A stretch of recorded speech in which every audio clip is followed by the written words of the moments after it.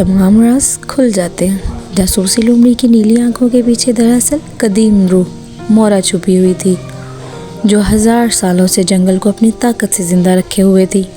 अब बच्चों को असली जंग लड़नी होगी।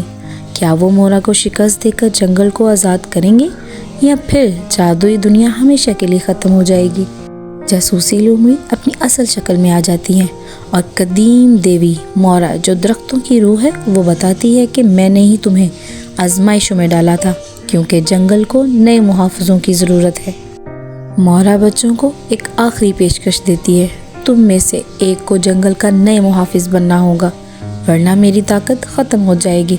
सब खामोश हो जाते हैं। अचानक ज़मीन फटती है और जादूगर काला अपनी असल शक्ल में एक ज़ख्मी शहज़ादा, जो मोरा का भाई है, ज़ाहिर होता है और चिल्लाता है, तुमने 1000 साल तक मुझे ज़मीन में कैद रखा, अब ख़त्म हो जाओ। बच्चे एक दूसरे को देखते हैं, फिर इकट्ठे हाथ मिलाते हैं। अली कहता है, हम सब मिलकर जंगल के मुहाफ़िज़ बनेंगे।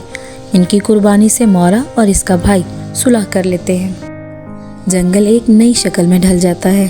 अब हर बच्चे के पास एक ख़ास तोहफ़ा है। अली को दरख्तों से बात करने की ताकत, सारा को पानी को शिफा देने की सलाहियत, ज़ैन को ज़मीन के नीचे देखने की नज़र और मारिया को जानवरों की ज़ुबान समझने का हुनर। मोरा और इसका भाई सूरज की पहली किरण के साथ गायब हो जाते हैं, लेकिन एक आखिरी तोहफ़ा छोड़ जाते हैं, एक जिंदा दरख्त जो बच्चों के घर के बिल्कुल पीछे उगाता है। इसकी जड़ें पूरे शहर में फैल जाती हैं। सालों बाद जब बच्चे बड़े हो जाते हैं तो इनके अपने बच्चे इस दरख्त के पास कहानियाँ सुनते हैं। कभी कभी रात को दरख्त की शाखें हिलती हैं और एक लोमड़ी और शहजादे की मुस्कुराती परछाइयाँ नजर आती हैं।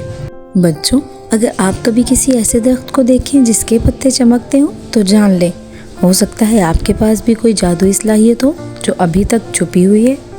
ये कहानी हमेशा जिंदा रहेगी इन तमाम बच्चों के दिलों में जो जादू पर यकीन रखते हैं।